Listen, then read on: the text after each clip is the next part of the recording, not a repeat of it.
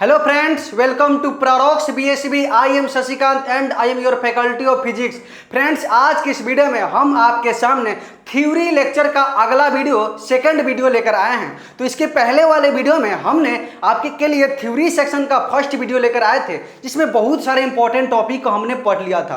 तो आज हम जो टॉपिक को पढ़ लिए हैं उस टॉपिक के बारे में थोड़ा सा रिकैप देखते हुए हम अगला टॉपिक के बारे में पढ़ेंगे। तो फ्रेंड्स सबसे पहले हम आपको ये बात बता दें कि इसके पहले वाले वीडियो में हम आपके सामने लेकर आ गए थे विद्युत आवेश के बारे में, विद्युत धारा के बारे में, विद्युत विभव के बारे में और ओम के नियम के बारे में। ये सारे टॉपिक आपके एग्जामिनेशन के लिए इतना ज़्यादा इंपॉर्टेंट है जिसका जोर नहीं है। हमने इस मतलब कि जो हमारा थ्योरी लेक्चर है हम उसमें वैसा ही टॉपिक को रखे हैं जो टॉपिक आपके एग्जामिनेशन के लिए बहुत इंपॉर्टेंट है। तो हमने जो टॉपिक को पहले बता दिया है वो टॉपिक आपके लिए बहुत इंपॉर्टेंट है। तो अगर आपने उस टॉपिक को पहले नहीं पढ़ा है तो आप पहले जाके इस वीडियो को देखने से पहले उस टॉपिक को जाकर पढ़ ले और उसके बाद हमारा ये जो वीडियो है उसको देखें। तो आइए सबसे पहले इसके पहले वाले वीडियो में हमने ओम के नियम देखे थे। तो ओम के नियम में हमने देखा था कि ओम के नियम द्वारा हमारा आया था formula V equal to R आई।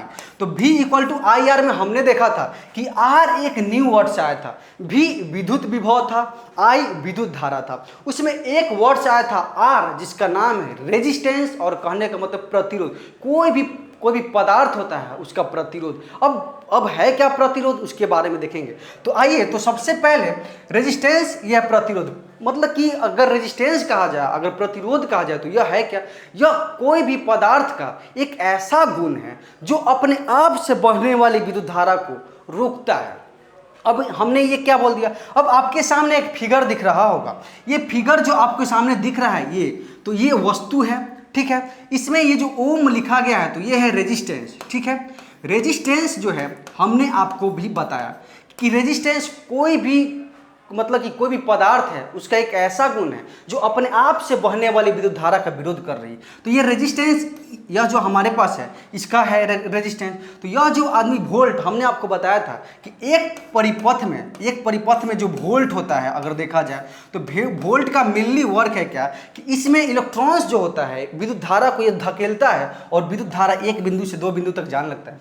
इसमें भी वोल्ट जो है एम्पियर जो यहाँ पे इलेक्ट्रॉन्स को धक्का दे रहा है और यह जो है इस पदार्थ का प्रतिरोध इसको रोकता है। तो हमने यही बताया कोई भी पदार्थ का प्रतिरोध वह गुण है जो अपने आप से बहने वाले विद्युत धारा का विरोध करता है। तो आपने समझ गया। और अगर इसका सिंबल देखें तो अगर आप तो ऐसा आपके सामने नहीं मिलता होगा लेकिन आपके सामने जो प्रतिरोध मिलता होगा वो ऐसा रहता होगा। यही है प्रतिरोध, आपके सामने प्रतिरोध। और अगर सर्किट में देखा जाए, अगर आपके बुक में देखा जाए तो आपके बुक में ये नहीं मिलेगा। कहने का मतलब है कि आपके बुक में जहां भी लिखा रहेगा रेजिस्टेंस प्रतिरोध वो यहाँ नहीं लिखा रहेगा, ऐसा नहीं लिखा रहेगा, आपके सामने ऐसा इंडिकेशन में लिखा रहेगा। तो यहीं पे भी हमने डिफिनीशन भी वही लिखा, ठीक है। तो विरोध करता है, प्रतिरोध कहलाता है। तो इसे आर से सूचित होता है, आर से सूचित। और अगर बाई ओम्स लॉ के द्वारा आपने देखा V equal to I R. तो यहाँ पे R अगर देखेंगे तो R ये रख दीजिएगा तो V बट्टा I हो जाएगा। V बट्टा I, V है क्या फ्रेंड्स? विद्युत विभव, ठीक है।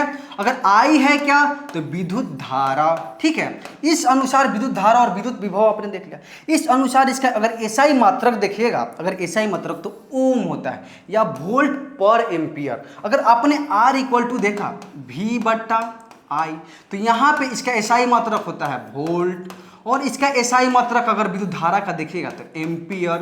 तो इस अनुसार वोल्ट पर एम्पियर यहाँ पे आ गया और इसी को वोल्ट पर एम्पियर को आपको ओम बोला जाएगा, ओम। और यह जो ओम का इंडिकेशन होता है ऐसे आपके एग्जामिनेशन में पूछा जाता है ऑब्जेक्टिव में, प्रतिरोध का एसआई मात्रक होता है। आपके सामने एक बार आएगा ओम, जूल, ऐसे आपके पास 4 ऑप्शंस रहेंगे जिसमें आपका आंसर होगा ओम, ठीक है। तो आप समझ गए। अब हम अगला स्लाइड में देखेंगे, जैसे ही आगे बढ़ते बढ़ते जाएंगे तो हम देखेंगे कि हमने अभी एक सेकेंड तो अगर देखेंगे तो हमने आपको अभी बोला कि रेजिस्टेंस मतलब कि प्रतिरोध, कोई भी पदार्थ का प्रतिरोध किन किन बात पे निर्भर कर रहा है वो चीज़ देखेंगे। तो सबसे पहले है लंबाई पे। लंबाई कहने का है क्या मतलब? अगर देखिए, अगर आपके पास एक सेकेंड हाँ, तो अगर यहाँ पे अगर आप देख रहे होंगे, अगर यहाँ पे एक है, ए है, ठीक है, अगर अगला आप देखिएगा, अगला तो इसका लंबाई इतना ही है, मतलब कि इसका लंबाई L1 मान ले और इसका लंबाई L2 मान ले, इसका लंबाई L2 और इसका लंबाई L1। तो ये कहा गया, ये जो रिलेशन आपको दिख रहा है R सीधा समानुपाती है L, मतलब कि कोई भी पदार्थ का लंबाई उसके जो उसका प्रतिरोध है, कोई भी पदार्थ का प्रतिरोध उसके लंबाई के सीधा समानुपाती होता है। मतलब कि जितना ज़्यादा लंबाई होगा उसका प्रतिरोध उतना ज़्यादा होगा, ठीक है। और इसमें देख लेंगे तो L1 जो है उसका लंबाई ज़्यादा है और L2 का लंबाई उससे कम से कम है, तो उस अनुसार L1 का प्रतिरोध ज़्यादा होगा। आप समझ लीजिएगा, आपके पास एक वायर ये है, अगर इससे ज़्यादा अगर वायर, अगर हमारे जो हाथ देख रहे हैं, अगर वो वायर सेकंड वायर है, दूसरा वायर है, तो जिसका लंबाई ज़्यादा उसका प्रतिरोध ज़्यादा, ठीक है।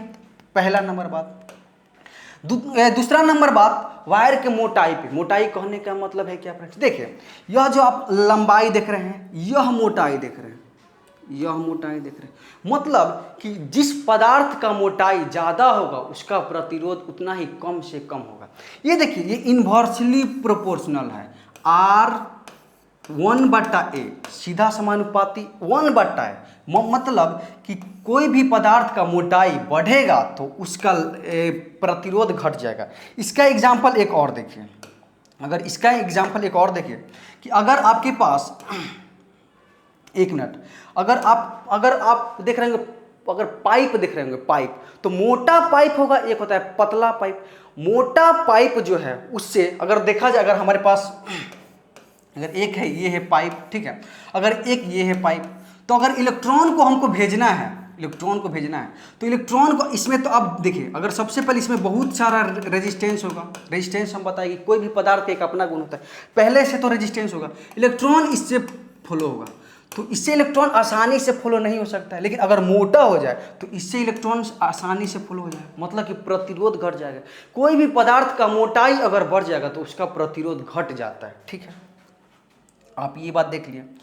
अगर देखें, अगर अगला में देखिएगा तो अगला में है कि एक कोई भी, मतलब कि अगर वायर का पदार्थ पे, पदार्थ कहने का क्या मतलब है, पदार्थ कहने का मतलब है, अगर देखिए, अगर लंबाई सेम हो, अगर लंबाई सेम हो और मोटाई सेम हो, लंबाई भी सेम हो, इसका देख रहे हैं, इसका लंबाई और इसका लंबाई सेम है, और इसका मोटाई जो है, इसका मोटाई अगर देखें, इसका अगर मोटाई देख रहे हैं और इसका मोटाई देख रहे हैं, दोनों अगर सेम है, अगर दोनों सेम है, लंबाई और मोटाई दोनों सेम है, तो उन जो हमारा वायर है उसका पदार्थ पे निर्भर करेगा। पदार्थ कहने का क्या मतलब, ये अलग पदार्थ का होगा, ये अलग पदार्थ का होगा। जैसे अगर एक होता है एल्युमिनियम का, एक होता है एल का, तो एक होता है सी का या एजी का, मतलब कि अलग अलग पदार्थ का प्रतिरोध अलग अलग होता है, ठीक है। इस अनुसार आप देख लीजिए, ठीक है।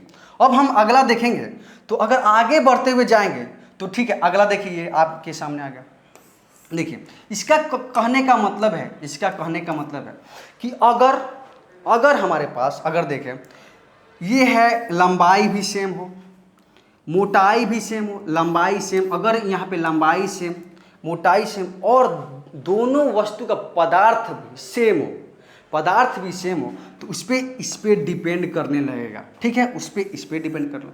अगर जो वायर, देखिए, आप देखिएगा कि जब वायर में विद्युत धारा देने लगे तो वह वायर धीरे धीरे होने लगता है, हॉट होने लगता है, मतलब क्या होने लगता है, गर्म वायर का प्रतिरोध। दो वायर है, ठीक है, वायर एक है, दूसरा वायर है, दोनों वायर में जब प्रतिरोध दीजिएगा, दोनों वायर का पदार्थ है उसका एक अलग है, मतलब नहीं समझे। अगर फिर से देखें, अगर हम देखें तो आपके समझ आए कि देखें, अगर एक वायर ये है भाई, मोटाई लंबाई, दूसरा भी सेम है, इसमें देख रहे हैं, इसमें से इसका लंबाई जो आप L1 देख रहे हैं, यहाँ पे L1 दोनों सेम है, मोटाई A1 देख रहे हैं, A1 देख रहे हैं, वो भी सेम, और दोनों पदार्थ जो देख रहे हैं, ब्लैक और ब्लैक, दोनों पदार्थ भी। उसके बाद उस पर निर्भर करेगा कि गर्म जो होगा, गर्म पदार्थ, उसका प्रतिरोध अलग होगा, और गर्म नहीं होगा उसका प्रतिरोध अलग होगा, ठीक है। इस अनुसार आप समझ गए, ठीक है। अब हम अगला जैसे ही बढ़ेंगे, अगला बढ़ते हुए जाएंगे, तो अब हमारे पास आ गया। अब देखिए, हमने इसके पहले वाले में एक चीज़ पहले पढ़ लिया था, देखिए, हाँ, तो अगर यहाँ आप देखिएगा तो आपने देखा रेजिस्टेंस डायरेक्टली होता है एल का, प्रतिरोध लंबाई के सीधा समानुपाती होता है, प्रतिरोध उसके मोटाई के व्युत्क्रमानुपाती होता है, मतलब कि एरिया के, मतलब एरिया कहने का मतलब उस पदार्थ का क्षेत्रफल, उस पदार्थ का क्षेत्रफल। तो अब एरिया के अगर दोनों को आप देखिएगा तो हो जाएगा L/A। अब समानुपाती का, समानुपाती यह जो है इसको हटाइएगा तो एक आता है, उसका नाम है कांस्टेंट या अचर, वह जो लगाइएगा तो इक्वल टू लिखिएगा तो आ जाएगा रो, आएगा क्या, रो L/A। यह जो रो है, रो जो है इसे रो बोला जाता है, यह जो आप जो देखें L/A इससे बोला जाता है रो। इसको याद रखिएगा, देखिए हमने लिखा भी होगा यहाँ पे, तो याद रखिएगा रो इसको बोला जाता है ऐसे, और इंग्लिश में देखिएगा तो रो होता है, तो रो इससे बोला जाएंगे, रो बोला जाएगा लेकिन लिखा जाएगा ऐसे, इसलिए भूलिएगा नहीं। रो है कोई भी पदार्थ का है क्या, प्रतिरोधकता, रेजिस्टिविटी, ठीक है, ठीक है। अगर देखा जाए तो आप यहाँ पे देख लिए रेजिस्टिविटी क्या मतलब कि प्रतिरोधकता, अचर का वैल्यू, यह अचर का वैल्यू कोई भी पदार्थ का प्रतिरोधकता, ठीक है। अब देखेंगे, अब देखिए फ्रेंड्स, हाँ तो अभी आपने देख लिया, अब इसका जो आपके एग्जामिनेशन में आता है सवाल, रेजिस्टिविटी का एसआई मात्रक लिखे, कोई भी पदार्थ का जो होता है क्या, होता है क्या, प्रतिरोधकता, उसका एसआई मात्रक लिखने के लिए आएगा। तो आइए हम देखते हैं उसके एसआई मात्रक। अब देखिए एसआई मात्रक अगर आप देखिएगा, अगर एसआई मात्रक वहाँ भी यही लिखा गया है, अगर यहाँ पे हमारे पास आया था R = रो L/A, इसका एसआई मात्रक निकालना है तो बाद बाकी को इधर भेज दीजिएगा, बाद बाकी को इधर भेज दीजिएगा तो R रह जाएगा और A हो जाएगा ऊपर, अब बट्टा में हो जाएगा L = रो। R जो है रेजिस्टेंस, रेजिस्टेंस का एसआई मात्रक होता है ओम, इसका है एरिया, एरिया का एसआई मात्रक होता है मीटर स्क्वायर, और लंबाई का एसआई मात्रक होता है मीटर = रो। मीटर से मीटर गया आ गया ओम मीटर, रो का एसआई मात्रक ओम मीटर, इसलिए यहाँ पे जो एसआई यूनिट लिखा गया है वो ओम मीटर लिखा गया है, ठीक है, आप समझ गए। अब हम आते हैं अगला स्लाइड में। अब देखिए, हाँ तो फ्रेंड्स अब बात ये है फ्रेंड्स कि हमने देख लिया रेजिस्टेंस, मतलब कि जब हमारे पास एक प्रतिरोध, जब एक प्रतिरोध हो तो वो देख लिया। अब हमारे पास बहुत सारा प्रतिरोध होगा, जब बहुत सारा प्रतिरोध होगा तो उसको जोड़ेंगे, संयोजन होगा, तो उस संयोजन को देखेंगे। तो यही बात लिखा गया है कि जब दो या दो से अधिक हमारे पास रेजिस्टेंस होगा, उसको विद्युत परिपथ में एक साथ जोड़ा जाए, उसे बोला जाता है क्या, रेजिस्टेंस, ठीक है। अब इसका संयोजन देखेंगे, हमारे पास जितने भी होंगे क्या, हमारे पास जितने भी होगा प्रतिरोध, उसका संयोजन देखेंगे। तो उसको देखा जाए तो दो अनुसार होता है, एक होता है श्रेणी और एक होता है समांतर, श्रेणी और समांतर। श्रेणी के बारे में देखेंगे और समांतर के बारे में देखेंगे। दो हमारे पास आया श्रेणी और समांतर, मतलब सीरीज और पैरेलल, ठीक है। अब देखिए, अब जैसे ही आगे बढ़ेंगे तो आ गया श्रेणी। अब श्रेणी में आप देख रहे होंगे, श्रेणी में एक चीज, श्रेणी में आप देख रहे होंगे कि हमारे पास बल्ब है, हमारे पास बल्ब है। अब आप सोच रहे होंगे सर आप तो बताएं रेजिस्टेंस को जोड़ना, आप तो बल्ब को जोड़ रहे हैं। कोई भी बल्ब होगा उसमें उसका रेजिस्टेंस या कहने का मतलब है प्रतिरोध, कोई भी बल्ब में प्रतिरोध होगा ही होगा। इलेक्ट्रॉनिक सामान है उसमें प्रतिरोध होगा ही होगा। प्रतिरोध, इंडक्टेंस, रेजिस्टेंस, इंडक्टेंस, बहुत सारा बात होता है, लेकिन आप इंडक्टेंस के बारे में इंटर में पढ़िएगा। अभी आप समझिए कि कोई भी इलेक्ट्रॉनिक्स डिवाइस, बल्ब, लैपटॉप, जो भी चीज़ इलेक्ट्रॉनिक्स डिवाइस है उसमें होता है प्रतिरोध। तो यही हम जो बल्ब लिखे हुए हैं, यह बल्ब जो है उसके पास है प्रतिरोध। तो ये बल्ब को हम मान लेंगे R1 रेजिस्टेंस, R2 रेजिस्टेंस और R3 रेजिस्टेंस। एनी कोई डाउट नहीं? श्रेणी को समझने से पहले एक बात आपको समझना पड़ेगा, श्रेणी को समझने से पहले आपको एक बात समझना पड़ेगा। श्रेणी में अगर प्लस है, यहाँ पे बैटरी हमारे पास जो प्लस माइनस है, प्लस से विद्युत धारा निकलती है और माइनस से इलेक्ट्रॉन निकलती है। हमने बताया था कि विद्युत धारा और इलेक्ट्रॉन की दिशा दोनों विपरीत होती है, एक दूसरे के विपरीत होती है। तो यहाँ से प्लस से विद्युत धारा निकली और निकली वह है क्या, I। जब I निकली तो R1 में, R2 में, R3 में जो विद्युत धारा है वह नहीं बट रही है। बट रही है क्या? नहीं बट रही है। ये तो एक परिपथ है फ्रेंड्स, एक परिपथ, विद्युत धारा बढ़ती ही नहीं। तो आप याद रखिएगा, श्रेणी में विद्युत धारा जो है समान होती है। देखिए यहाँ पे लिखा है श्रेणी में प्रत्येक होता है, श्रेणी में प्रत्येक, कहने का मतलब है प्रत्येक रेजिस्टेंस, ठीक है, प्रत्येक रेजिस्टेंस में विद्युत धारा समान होता है। हमारे पास है क्या? एक रेजिस्टेंस, दूसरा रेजिस्टेंस, अगला रेजिस्टेंस, तीनों में सभी में विद्युत धारा समान होगा। लेकिन एक बात है। अब देखिए अगला, इसके विरोध में जो V1 होगा, इसका विरोध में जो V2 होगा, वह V3 होगा, वह सभी अलग अलग होगा। समझ गए? प्रत्येक रेजिस्टेंस में विद्युत धारा समान होती है, लेकिन विद्युत विभव समान होता है। श्रेणी में आपको दो बात याद रखना है, विद्युत धारा समान, लेकिन विद्युत विभवांतर या विद्युत विभव का वैल्यू असमान। अब देखिए ये तो बात आप समझ गए कि I समान और V असमान। यहाँ पे जब आप V वोल्ट की बैटरी दीजिएगा तो इसके बीच में वोल्टेज ड्रॉप होगा, इसके बीच में वोल्टेज ड्रॉप होगा, इसके बीच में वोल्टेज ड्रॉप, तीनों के बीच में वोल्टेज ड्रॉप जो होगा वो अलग अलग होगा। ठीक है, इस अनुसार समझ गए। अब जैसे ही आगे बढ़ेगा तो आप समझ गए। अब याद रखिएगा, एक और डिफिनीशन में जब आएगा लिखने के लिए तो आपको लिखना होगा। देखिए अगर हम सारे बात को हटा दें, अगर रेजिस्टेंस R1 और ठीक है रेजिस्टेंस R2, ठीक है, R1 और R2, ये क्या है?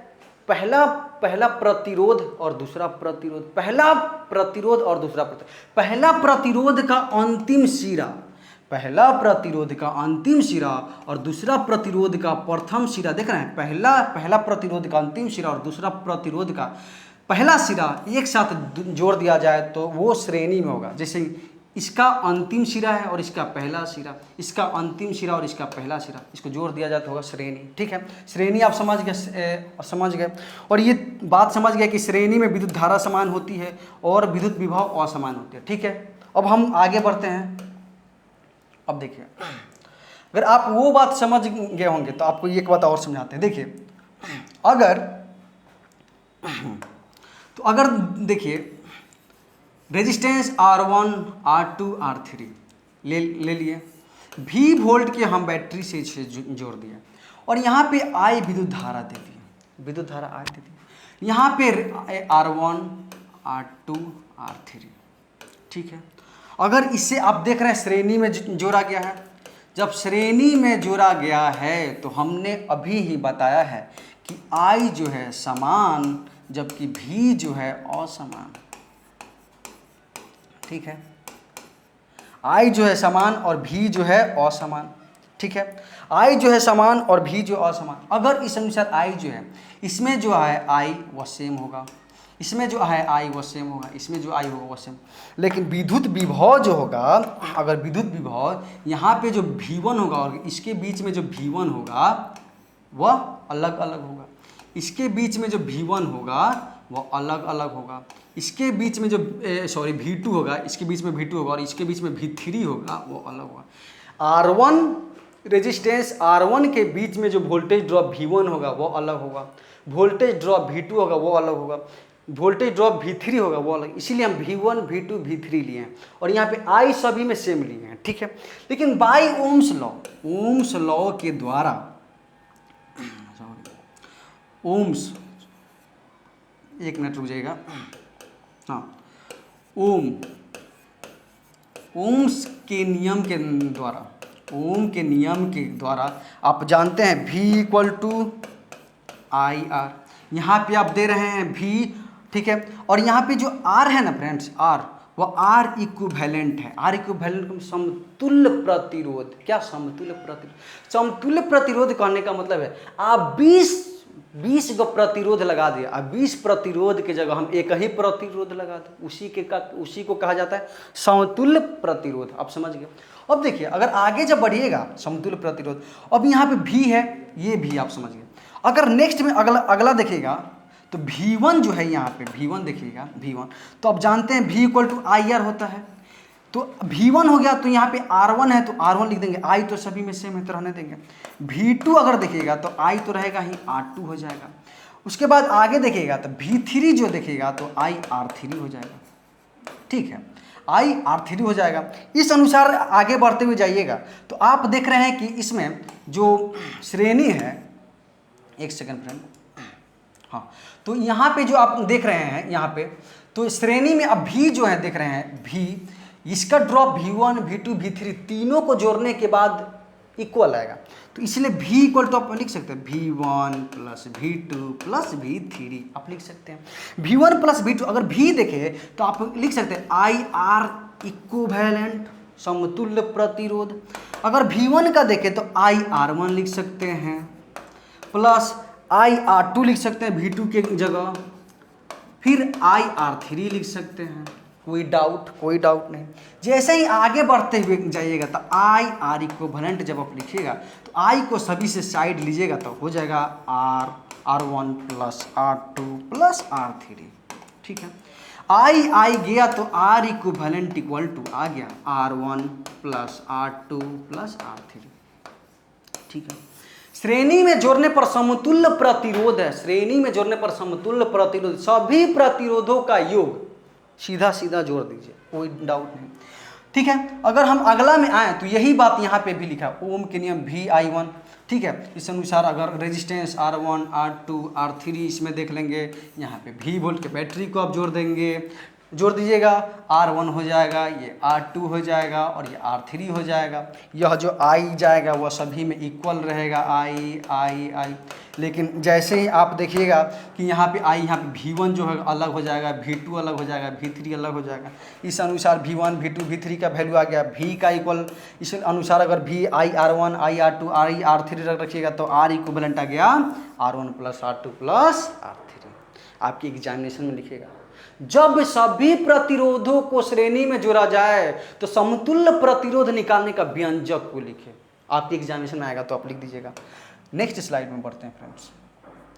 अब देखेंगे पैरेलल। पैरेलल कहने का मतलब है समांतर। समांतर कहने का क्या मतलब? जब समांतर यह कहता है कि सभी प्रतिरोध, कहा क्या, सभी प्रतिरोधों का पहला सिरा, यह प्रतिरोध इसका प्रथम सिरा एक बिंदु से और अंतिम सिरा एक बिंदु से जोड़ दिया जाए तो सभी प्रतिरोधों को समांतर संयोजन कहा जाता है, ठीक है। अब अनुसार ये तो आप बल्ब देख रहे हैं, लेकिन हम सर्किट में आपको दिखा रहे हैं। हमने आपको बोला भी था फ्रेंड्स कि आप जो बल्ब देखते हैं, जितने भी बल्ब, वो सारे बल्ब में होते हैं प्रतिरोध, रेजिस्टेंस होता है। तो बल्ब देखने से आप ये नहीं समझे कि सर बोल तो रहे हैं प्रतिरोध, दिखा रहे हैं बल्ब, लेकिन ऐसा कोई बात नहीं। देखिए, अगर आपने जो यहाँ पे देखा उस अनुसार अगर आप देखिएगा, ये तो हम फिगर में दिखाया, अगर सर्किट में आपको दिखाते हैं, सर्किट में, तो अगर यहाँ पे ये इसके अनुसार ही हमको दिखाएंगे। V वोल्ट के बैटरी से जोड़ दिया, इसको हम जोड़ दिए भाई, इसको यहाँ पे इस अनुसार देखेंगे तो एक रेजिस्टेंस ये, ठीक है। आगे बढ़ते हुए जाएगा एक रेजिस्टेंस ये, एक रेजिस्टेंस ये, ठीक है। इसको मान लिए R1 R2 R3, इस अनुसार इसको मान लिए R1 R2 R3। कोई डाउट नहीं। इसको यहाँ पे अगर देखा जाए तो ये तीनों जो है एक ही बिंदु से है, एक ही बिंदु से तीनों है, इसके बीच में रेजिस्टेंस है क्या? नहीं है। तो एक ही बिंदु से आप याद रखिएगा, इसमें से जैसे ही विद्युत धारा को आप दीजिएगा ना, यहाँ पे I को आप दीजिएगा ना, जैसे ही दीजिएगा तो देख रहे I यहाँ से आ तो रहे, लेकिन अरे वाह, इसके पास दो ऑप्शन, या तो इधर भी जा सकता है, ये तो इधर, मतलब कि विद्युत धारा बढ़ जाएगी, इधर भी जाएगा, फिर इधर बढ़ जाएगी। इस अनुसार विद्युत धारा बढ़ सकती है, विद्युत धारा बढ़ सकती है। अगर I1 यहाँ, अगर I जा रहा है तो अगर मान लीजिए कि ये I1 हो गया, ये I2 हो गया और ये I3 हो गया, ठीक है। मतलब कि पैरेलल में विद्युत धारा असमान रहता है, प्रत्येक प्रतिरोध के बीच विद्युत धारा का वैल्यू असमान रहता है, लेकिन विद्युत विभव का वैल्यू समान रहता है, जैसे यहाँ पे लिखा गया है। इनमें सभी प्रतिरोध से अलग अलग धारा और ओम के नियम से विद्युत विभव समान रहता है। विद्युत विभव का वैल्यू प्रत्येक प्रतिरोध के बीच में समान रहता है, लेकिन विद्युत धारा का वैल्यू अलग अलग रहता है फ्रेंड्स, ठीक है, इस अनुसार आप समझ गए। और समांतर पैरेलल में हम उस समय कहेंगे इस संयोजन को जब हमारा सभी प्रतिरोधों का पहला सिरा और अंतिम सिरा एक बिंदु से जुड़ा गया हो, तब उस सभी प्रतिरोधों का संयोजन को समांतर संयोजन कहा जाता है। ठीक है, अब हम इसका फिर व्यंजक निकाले फ्रेंड्स, जितना भी हम इसके पहले निकाले थे व्यंजक, इसके पहले हम जो व्यंजक निकाले हैं श्रेणी में जब जोड़ कर, तब हम फिर पैरेलल में जोड़कर हम व्यंजक निकालेंगे। तो आइए ना फिर देखते हैं। तो V वोल्ट क्या बैटरी से जोड़ दिए बच्चों, ठीक है, एक रेजिस्टेंस, दूसरा रेजिस्टेंस और अगला रेजिस्टेंस। ये रेजिस्टेंस आप एक जोड़ दिए, एक रेजिस्टेंस और एक रेजिस्टेंस, तीनों को आप जोड़ दिए पैरेलल में और उससे बीच में अगला। V वोल्ट क्या बैटरी दे दिए, इसका जो है अगर देखा जाए तो आपने लिख दिया, तो अगर आपने देखे तो इसको लिख दिया R1, इसको लिख दिया R2 R3, ठीक है। अगर R1 R2 R3 लिख दिया आपने, फिर अगर यहाँ पे आप देख रहे हैं तो यहाँ पे जा रहा है I विद्युत धारा, यहाँ पे लिख दिया I1, यहाँ पे लिख दिया I2, यहाँ पे लिख दिया I3। मतलब कि जितने भी परिपथ हैं सभी में विद्युत धारा अलग अलग जा रही है। और जैसे ही V वोल्ट के बैटरी में आए, यहाँ पे भी V, यहाँ पे भी V और यहाँ पे भी, इसके बीच में जो V होगा वोल्टेज ड्रॉप, इसके बीच में जो वोल्टेज ड्रॉप होगा और इसके बीच में वोल्टेज ड्रॉप होगा, सभी के बीच में समान होगा। देख रहे हैं ना, सभी के बीच में समान, लेकिन विद्युत धारा का वैल्यू अलग अलग। इस अनुसार यहाँ पे लिख लेंगे भाई, इसके बाद आप लिखिए ना, इसके बाद लिख लेंगे कि I जो है असमान, विद्युत धारा का वैल्यू असमान और विद्युत विभव का वैल्यू समान बच्चों, समान। इस अनुसार अगर इसमें देखिएगा तो I जो है 3 भागों में बट गया है ना। I जो है I इक्वल टू अगर देखेगा I तो हो जाएगा I1 plus I2 plus I3। देखिए एक बात याद रखिएगा, I1 जैसे ही बट रहा है ना फ्रेंड्स, यहाँ पे I जो है बट रहा है I1 I2 I3 में। अब ये बिंदु पे आइएगा ना, इस बिंदु पे, तो तीनों का वैल्यू I ही हो जाएगा। मतलब कि 10 एम्पियर विद्युत धारा अगर इसमें से जा रही है, इसमें बट गया 2, इसमें बट गया 2 और बच गया कितना 6, सारों को अगर जोड़िएगा ना तो फिर यहाँ पे 10 एम्पियर आ जाएगा, 10 एम्पियर। इसलिए हम लिख दिए I equal to I1 plus I2 plus I3। कोई डाउट क्या, नहीं ना। तो इस अनुसार बाय ओम्स लॉ, फिर आइए बाय ओम्स लॉ, ओम वैज्ञानिक हुए ना, इसका मान कि इनका कहना ही बात अलग है। By Ohm's law V equal to I R बच्चों, I अलग आर अलग। तो इस अनुसार अगर देखेंगे तो अगर यहाँ पे देखिए तो I यहाँ पे I रख दिए, इसके बदला में I रखे हुए, इसके बदला में V रखे हुए और R जो रखे हुए हैं वो R इक्विवेलेंट टोटल समतुल्य प्रतिरोध रखे हुए, समतुल्य प्रतिरोध रखे हुए, ठीक है। तो समतुल्य प्रतिरोध रखे हुए इस अनुसार। तो अगर हाँ फिर से अगर आगे देखते हैं तो यहाँ पे अगर आप आगे बढ़िएगा थोड़ा सा, अगर देखिएगा तो यहाँ पे I जो है ना डिफरेंट है क्या, I, इसलिए हम इसको I को हम निकाल लेंगे value, I equal to V बट्टा R। R यहाँ पे R इक्विवेलेंट है, I जो है ना ये ओवरऑल I है, आपको जो I यहाँ पे दिख रहा है I, इस I, ठीक है। अगर यहाँ पे तो 1 निकाले, अगर सेकेंड बार में फिर निकालेंगे अगर, और हम इधर साइड में देखें हाँ, और यहाँ पे ये तो I निकाले, अगर हम I1 निकालेंगे, I1 का वैल्यू, तो V I इक्वल टू, अगर देखा जाए I इक्वल टू होता है V बट्टा R। तो V तो सभी में सेम, V विद्युत विभव सभी में सेम, लेकिन R जो इक्विवेलेंट अलग अलग है। तो R1 यहाँ पे है, फिर अगर I2 अगर हम देखें I2 तो क्या V बट्टा R2, फिर देखें I3 हम देखें तो हो गया V बट्टा R3। I1 I2 I3 का वैल्यू निकालें और I का वैल्यू हम यहाँ निकाले हैं ना जी। इस अनुसार इस वैल्यू में यहाँ जो वैल्यू रखा हुआ है ना, इस वैल्यू में हम भर देते हैं। अब देखिए तो भरेंगे तो, अब आइए तो भरते हैं आपके साथ में। अब देखिए यहाँ पे लिखा है I इक्वल टू I1 लिखा हुआ है, I2 और यहाँ लिखा हुआ है I3। और कोई डाउट नहीं, डाउट नहीं। अब देखिए अगला बार में आप बढ़िएगा तो I का वैल्यू आप यहाँ पे देखें V बट्टा R इक्विवेलेंट, तो हम लिख दिए V बट्टा R इक्विवेलेंट। I1 के हम वैल्यू देखेंगे तो V बट्टा R1 प्लस I2 के हम वैल्यू देखेंगे तो V तो सेम रहेगा R2 प्लस V तो सेम रहेगा R3, ठीक है। V लिखेंगे, अगर V को साइड में ले लेंगे तो 1 बट्टा R इक्विवेलेंट लिखेंगे तो V अगर साइड में लीजिएगा तो 1/R1 plus 1/R2 plus 1/R3, ठीक है। तो V से भी गया, V से भी गया तो आ गया 1/R equivalent equal to 1/R1 plus 1/R2 plus 1/R3। जब हम पैरेलल में जोड़ेंगे, जब हम पैरेलल में जोड़ेंगे तो इक्विवेलेंट 1/R इक्विवेलेंट 1 समतुल्य प्रतिरोध बराबर 1 पहला प्रतिरोध 1 प्लस 1 दूसरा प्रतिरोध प्लस 1 अगला प्रतिरोध, ठीक है। तीनों को जोड़ देंगे और लास्ट में जो वैल्यू आएगा ना, ये जो 1 में है, लास्ट में है ये 1 में है, समझ में आ रहा है ना जी। 1 सॉरी एक मिनट फ्रेंड्स, ये तो हम इसके पहले वाला स्लाइड में आएगा, इसमें स्लाइड में थे। हाँ देखिए 1/R इक्विवेलेंट आ गया, देखिए 1/R equivalent 1/R1 plus 1/R2 plus 1/R3। आप देख लिए अगर यहाँ पे जब R इक्विवेलेंट आएगा ना, यहाँ पे वैल्यू निकलेगा तो इसको पलट दीजिएगा, क्या कि 1/R इक्विवेलेंट का वैल्यू दिया गया। अब आइए अगला में देखते हैं, समझ गया। सीरीज में जब हम पैरेलल में जोड़ेंगे तब, अब हम देखते हैं स्लाइड में, तो यही बात यहाँ पे भी लिखा गया है। तो यही बात यहाँ हम लिखे हैं 1/R equivalent equal to 1/R1 plus 1/R2 plus 1/R3, ठीक है। अब हम आगे बढ़ते हैं, तो आ गया श्रेणी और समांतर में अंतर हम लिखे हैं, सीरीज और पैरेलल में हम अंतर लिखे हैं फ्रेंड। तो सीरीज में हमने आपको बताया था कि विद्युत धारा समान, और एक मिनट यहाँ पे हम सर्किट लिख ले रहे हैं, उससे आपको आसानी से समझ में आएगा। एक resistance R2 resistance R3 resistance, ठीक है।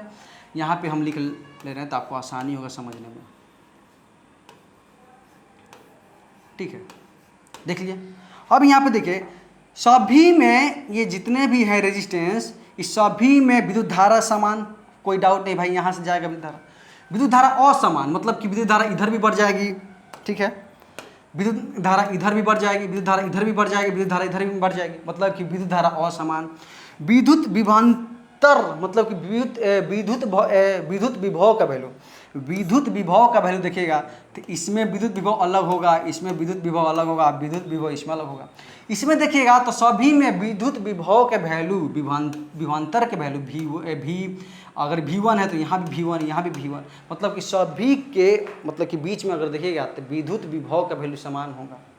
वही बात इसमें समान लिखा गया है। और इसमें लिखा गया समतुल्य प्रतिरोध सभी प्रतिरोधों का योग होता है।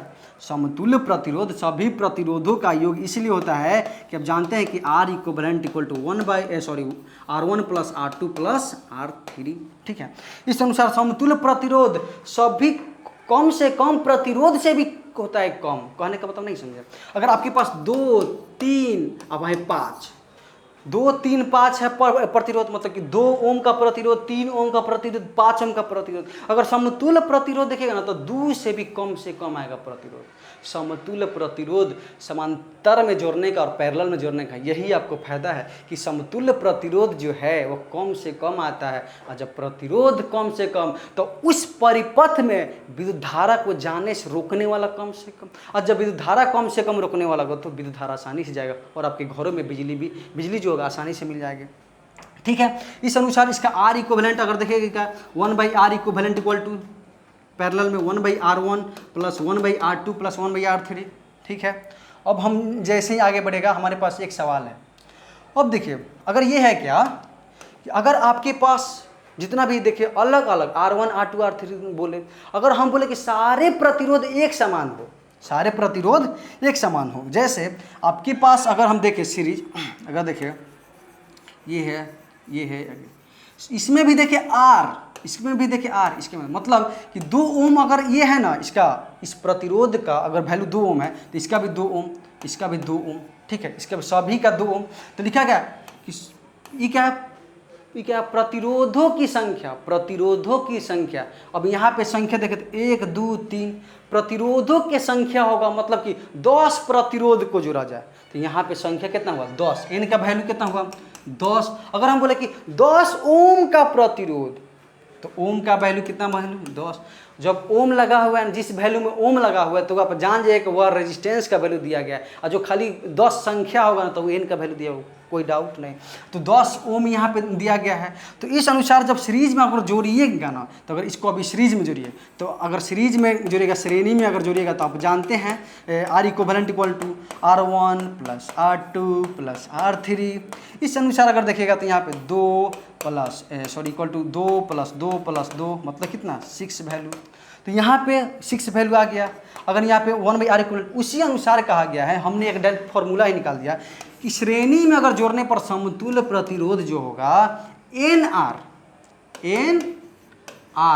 है क्या, प्रतिरोधों का संख्या, और आर क्या है, प्रतिरोधों का मान।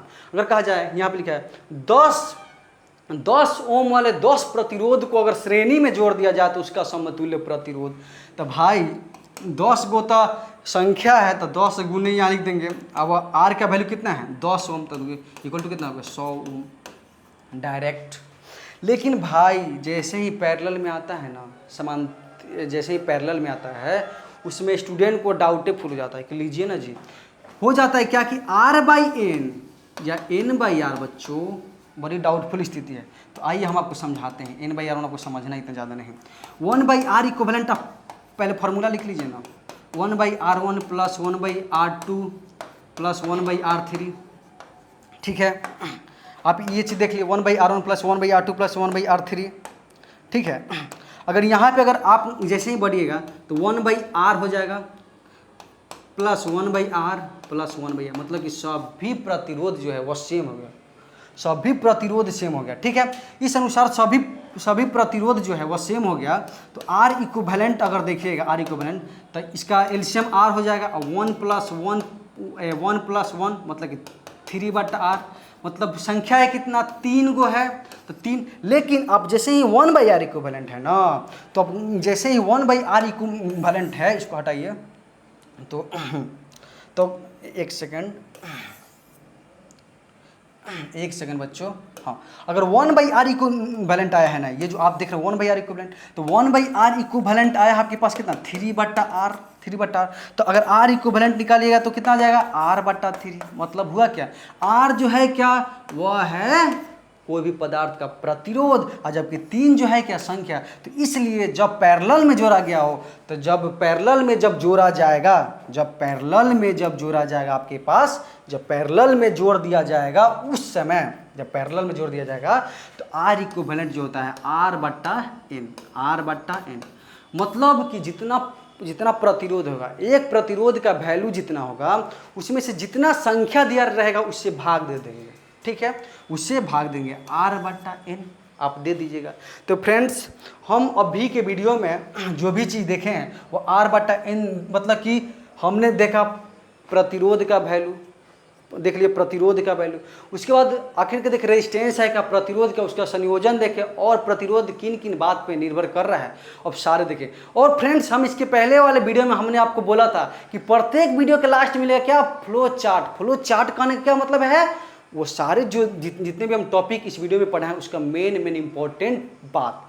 अब आइए फ्लो चार्ट देखते हैं, जो भी चीज़ हम पढ़े हैं। तो आइए फ्लो चार्ट देखने से पहले, अब फ्लो चार्ट देखने से पहले अब देखिए, अब फ्लो चार्ट में अब देखते हैं।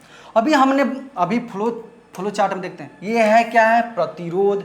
अब हमने बताया कि अब देखिए, अब प्रतिरोध से 3 भाग निकला, एक भाग निकला उसका डिफिनेशन, दूसरा निकला उसका फॉर्मूला, अगला निकला ईसाई मतलब।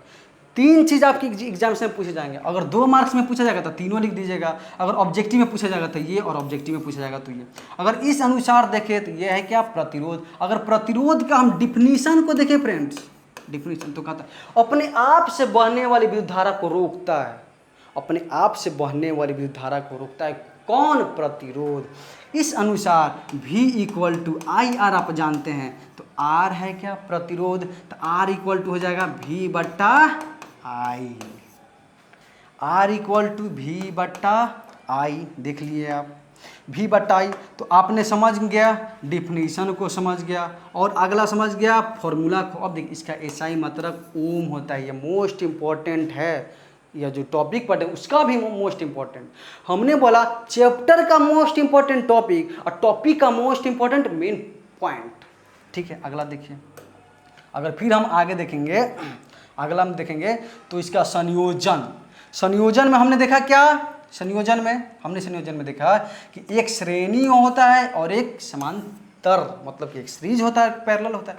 श्रेणी में देखें कि सभी प्रतिरोध जो है वह एक साथ मतलब कि जुड़ा होगा, मतलब कि एक परिपथ में एक श्रेणी में जुड़ा होगा। इसमें से अगर देखिएगा तो एक ही परिपथ, इसमें बंटवारा नहीं हो रहा है। लेकिन अगर इसमें देखिएगा आप, इसमें आप जैसे देखिएगा तो अगर यहाँ पे है, यहाँ पे है और यहाँ पे है, तो अगर इसमें आप देख रहे हो तो R1 और R2 और R3 जो है सभी प्रतिरोध का प्रथम सिरा एक बिंदु से और अंतिम सिरा एक बिंदु से, ठीक है। अगर श्रेणी में देखा जाए तो R equivalent equal to R1 plus R2 plus R3, जितना भी प्रतिरोध होगा सबको जोड़ दीजिएगा। लेकिन हमने बताया कि पैरेलल में 1/R equivalent to 1/R1 plus 1/R2 plus 1/R3, समझ गए। ये फॉर्मूला हो गया, मतलब कि सिर्फ फ्लो चार्ट ही पढ़ने से आपको सारे टॉपिक का रिवीजन मिल रहा है। आपको ज़रूरी नहीं है कि बार बार आप उस टॉपिक को ही पढ़ें। आप जब हमारा टॉपिक 1 से 2 बार अच्छे से पढ़ लीजिएगा तो लास्ट के वीडियो में 1-2 मिनट आप फ्लो चार्ट निकालिए, पढ़ लीजिए, आप देख लीजिए, तो ठीक है। आपने यहाँ तक समझ गया। और भी हमने बताया कि इसमें विद्युत धारा सभी में समान होता है, विद्युत धारा का वैल्यू समान। इसमें भी देखें विद्युत धारा का वैल्यू असमान, विद्युत धारा का वैल्यू इसमें भी बढ़ जाएगा, इसमें भी बढ़ जाएगा, इसमें भी बढ़ जाएगा, असमान। अगर विद्युत विभव का वैल्यू देखें तो असमान, यहाँ पे जो वोल्टेज ड्रॉप होगा इसके बीच में, फिर इसके बीच में जो वोल्टेज ड्रॉप होगा और इसके बीच में जो वोल्टेज ड्रॉप होगा वह सभी अलग अलग होगा।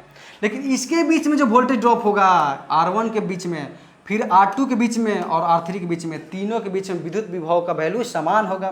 तो समझ गए, असमान और समान। फ्रेंड्स, आज की इस वीडियो में हमने मेन टॉपिक जो है, मोस्ट इंपॉर्टेंट टॉपिक आपके लिए लेकर आया था, प्रतिरोध और प्रतिरोधों का संयोजन। फ्रेंड, अगला वीडियो में हम देखेंगे आमीटर और वोल्टमीटर अंतर, और इसके साथ साथ इस पे एक क्वेश्चन देखेंगे। श्रेणी और सीरीज और पैरेलल में हम जितने भी आपको बताए हैं फॉर्मूला, उस फॉर्मूला पे आधारित एक क्वेश्चन देखेंगे, जो क्वेश्चन आपके एग्जामिनेशन में ऑब्जेक्टिव में भी आते हैं और सब्जेक्टिव में आते हैं, इसलिए आपके लिए इंपॉर्टेंट हो जाएगा वो क्वेश्चन।